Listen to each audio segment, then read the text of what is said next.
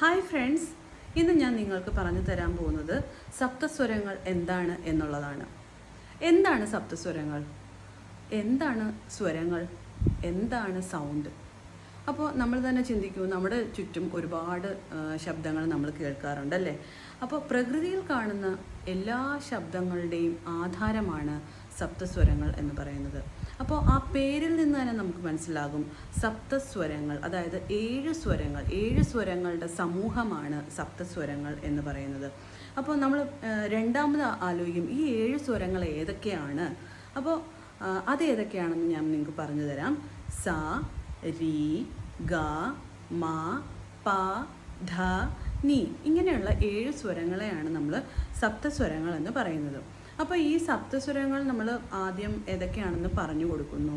അപ്പോൾ പിന്നീട് ഇത് നമുക്ക് പറയാനുള്ള ഒരു കാര്യം എന്ന് പറഞ്ഞാൽ, രാഗം മായാമാളവ ഗൗള രാഗത്തിലാണ് ഈ സപ്തസ്വരങ്ങൾ ചിട്ടപ്പെടുത്തിയിരിക്കുന്നത്.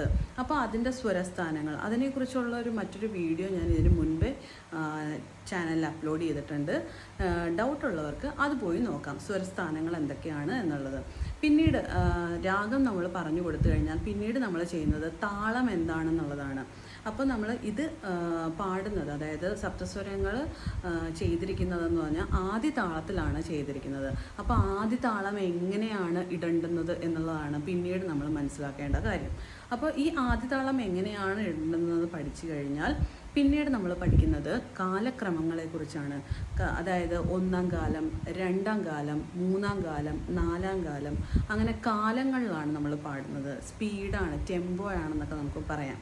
അപ്പോൾ ഈ ഓരോ കാലത്തിലും എത്ര സ്വരങ്ങൾ വെച്ചിട്ടാണ് നമ്മൾ പാടുന്നതെന്നാണ് പിന്നീട് നമ്മൾ പറഞ്ഞു കൊടുക്കുന്നത്. അതായത് 1-ാം കാലത്തിൽ 1 സ്വരം, 2-ാം കാലത്തിൽ 2 സ്വരങ്ങൾ, 3-ാം കാലത്തിൽ 4 സ്വരങ്ങൾ, 4-ാം കാലത്തിൽ 8 സ്വരങ്ങൾ. അങ്ങനെയാണ് നമ്മൾ താളം അല്ലെങ്കിൽ കാലക്രമം നമ്മൾ പറഞ്ഞു കൊടുക്കുന്നത്.